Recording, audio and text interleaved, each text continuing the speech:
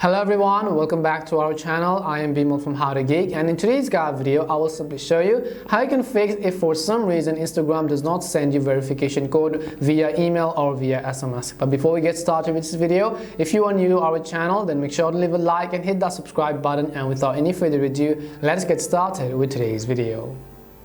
How to fix Instagram not sending verification codes. So you might have your account locked or suspended and you were trying to log in, but for some reason Instagram does not send the verification code on your email or whether on your phone number. Now there are a couple of reasons why this could happen, and most of the times it could be from the Instagram sites themselves that their servers are down or some kind of similar errors like that. But in this video we will discuss just some of the ways. The very first thing, if you're not being able to get the verification code, let's say you were trying to log into the app. Now what you can do is instead you can try to log in from your browser and then send the verification code, or if you were trying to log in from the browser, in that case you could go ahead and then try to log in from the app and then see if it sends you the verification code. The next thing, you also want to make sure whether you have actually blocked calls and messages, which means that if you're on the do not disturb mode. For example, if you have enabled do not disturb mode, what happens is that sometimes you will not receive calls, you will not receive notifications, you will not receive messages, and that could simply be another reason why.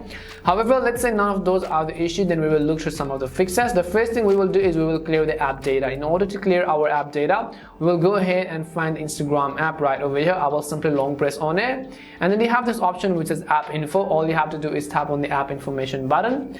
As you tap on app info or the eye icon, you can go ahead and then tap on storage usage. Now once you select storage usage, what you have to do is tap on this option which says clear data. When you tap on clear data, your Instagram app is going to be basically resetted, and now you could go ahead and then re-log into your Instagram account.